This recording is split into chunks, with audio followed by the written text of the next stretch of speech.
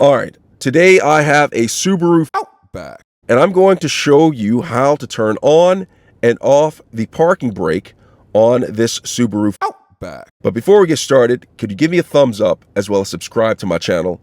I'll appreciate it tremendously. So, I'm sitting inside of the Subaru Outback behind the steering wheel, as you can see right here. And what I'm going to do is I am going to turn on the parking brake. In order to do that, I'm going to look over here, and you see right here, this is where the parking brake is. Currently, my vehicle is in park, okay? I pull that, and the parking brake turns on. And do you see that on the instrument panel? It says park right here. So that is the parking brake. It is currently on, okay? Now, to turn it off, I'm going to press it down like this.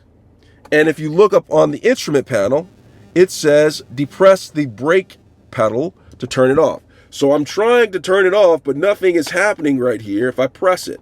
So I'm going to have to reach down in there, put my foot on the brake, depress the parking brake, or not the brake, the foot pedal brake right here. Now, let me remind you, the vehicle's in park while I'm doing this operation, okay?